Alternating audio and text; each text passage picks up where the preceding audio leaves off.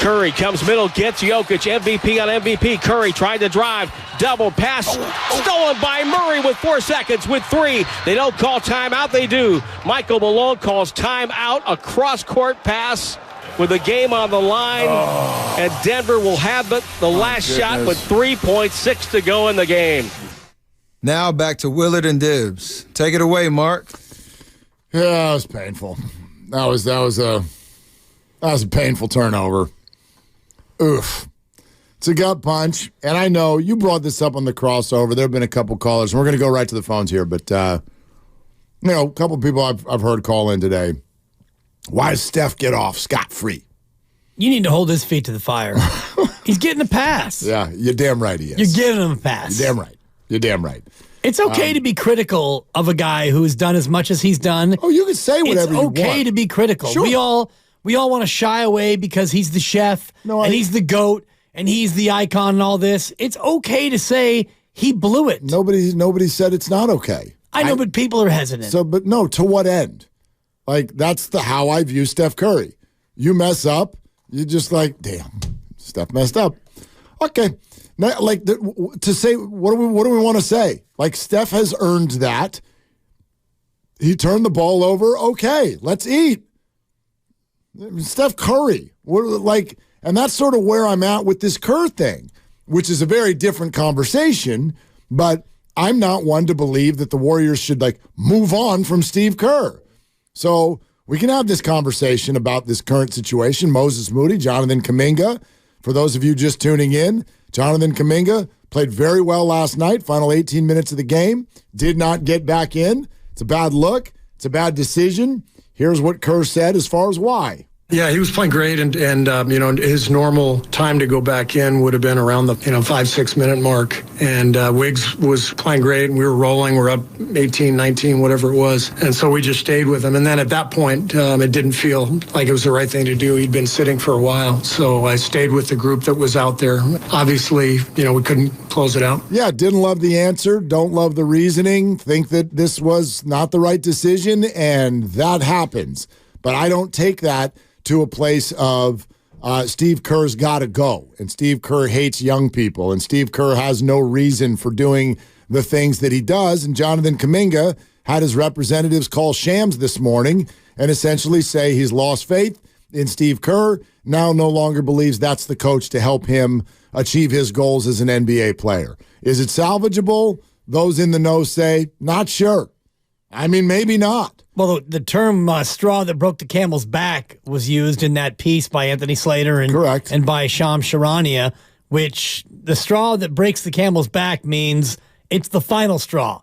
And that's where this is irreparable. If that's really the way you want to describe it, as the straw that broke the camel's back. Correct. Then, that's what that means. Now, is it supposed to be taken literally? We'll find out. I doubt it, but I do wonder about tonight with the Pistons game and, how this all gets treated. Do you go out there and you play him all 48? Yeah, he doesn't come off the floor tonight. Right? And if he gets tired, you say, too bad, young buck. Yeah. I don't want to sit you down because then it would be too long. We might forget about you. We might not get back in. Exactly. Interesting how they deal with him, though, tonight, I wonder. Very interesting to see how they deal with him tonight. If it was a high school team, he wouldn't play at all. Oh, he wouldn't even get a uniform. If it was Harry High School, he'd be at the end of the bench, and that would be it. But this is the association, so I do wonder how it's going to be handled tonight.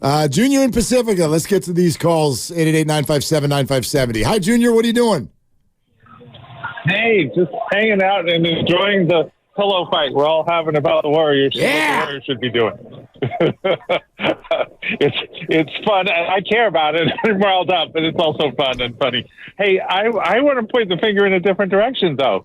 I think if you went to most NBA team practices and watched for an hour, somebody good at basketball could tell you 1 through 5 starting, 1 through 5 closing, and some of the changes to make during the game. And I think if you did that at a Warriors practice, you would just be scratching your head. You got a bunch of people who are in progress. You got people who are older, very skilled, but tend to fade a bit at the end of games. So what the heck do you do? And I point the finger at one of what was formerly the Bay Area's most disliked people, which is Mike Dunleavy. He's the GM. He put this mess together, and I don't know how you make a pizza out of these ingredients. So that's my call. Like, let's spread some of this blame around. Steve Kerr keeps showing up in front of the microphones and the cameras and on your guys' shows all the time and accounting for himself bravely. I can disagree with him sometimes, but I'm not seeing much of Dunleavy and Lake about there explaining what the heck is going on. I think that's where the problem is. Junior, you had me for a while, but when you said Mike Dunleavy put this mess together, you don't fully mean that, do you? Like, Mike Dunleavy signed Dario Saric, which is a really good signing, by the way. He didn't put all this together. He didn't draft any of these players that we're talking about. Chris Paul, our favorite. Okay, Chris Paul, obviously need situation based on a pretty wild circumstance surrounding Jordan Poole, but I'd also argue Chris Paul is not who we're talking about right now. That's not the rub on this roster. He needs to be, because there was a hole in our roster before this season, and it didn't get filled. We got Chris Paul instead, who does what? He doesn't look like a Warrior. Huh. Yeah. Okay. Thanks, Junior. I'm not bothered by what I see Chris Paul do out there. I'm bothered when Chris Paul is maybe in too much, and I think last night might have been one of those nights. He's limited, he's mature, he's smart, but Chris Paul is not the reason they are winning or losing games right now, and he's not the one who's at odds with the coach. What we're talking about right now is whether or not these young players who flash often and can do some things also blend with the idea of winning basketball games today, how that fits with the whole organization and Steve Kerr. And I think that last night a mistake was made. It's not the first time by any stretch, but I also acknowledge that he is in an impossible situation. That's the part of that call I agreed with. If you watch the Warrior practice, you don't know who the starting five is supposed to be. Or the finishing five. Correct. That's why you, as a coach, look at the game as it's unfolding, and you look at who's playing well, and you play those guys. And this is where you and I differ. This is where you and I disagree. I really don't think it's that difficult. You don't necessarily do it by automatic rotations. You look at who's playing well, and you play him. And last night was a case where you didn't do that. You had Jonathan Kuminga. Steve Kerr said himself he played great. And then he, normally would have gone in at 5 or 6 minutes, but, Wiggins was playing well, and he was at that point. And so you didn't put him in then. And then you get into the fourth quarter and you go up 18 and things start to change. You put the guy in. Okay, so 2 questions on that. First of all, what other team does that? I don't look at every other team's rotation. Okay. So I would imagine that not every team that is struggling, and Steve Kerr said to us earlier in the week, he's searching. So when you're searching, then you go searching for players who are playing well, and you had that last night. And of the 5 who were in the game at that point, who was not playing well that you wanted off the floor? Kevon Looney was not playing well. Okay. And I know you had him in there to defend Nikola Jokic, but all he was doing was fouling Jokic. He committed 4 fouls in 4 minutes in the fourth quarter. So he wasn't playing well.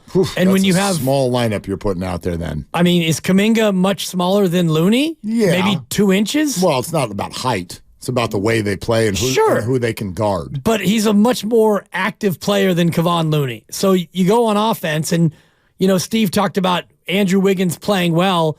He made the second to last basket of the night with 6.5 minutes to go. You went out and you were 1 of 12 the rest of the way. The only other basket came from TJD. The chef himself didn't score another basket. Yep. He hit a couple of free throws. Klay Thompson didn't score. Chris Paul didn't score. Looney didn't score. Wiggins didn't score. Nobody scored, Coach. But my problem with what you're saying is that's hindsight.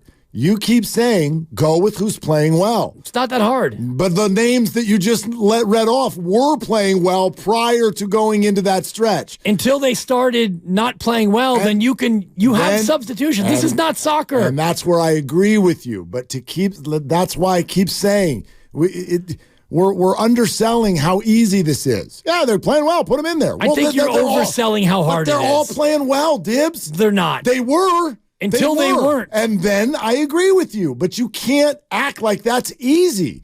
Oh, just put who's playing well, Coach. They don't all blend together. They don't all know how to guard certain players. And there's no way to know what they're all going to do next. There were no signs when they were up 18 that it was about to fall apart. The rat on the table is that he doesn't think that Kuminga and Wiggins can play together. That is It's not a rat on it. It's real. That's not a concept. well, then one of them's It's a got to fact. go. I agree. It's a fact according to him. No, it's the analytics. Right. The data says it. Well, then maybe draw something up different so that they can play together. Yeah. I mean, I know that Paul and the rest of the fellas last night didn't play well together over the final 6.5 minutes where you were a minus 21. true. Yeah. Like, again, I got no argument that try something different when you get to 4 minutes and things are starting to get wobbly. That I would have done. But to think that everybody should have known who was going to play well for the final 7 minutes, I don't know how you predict that.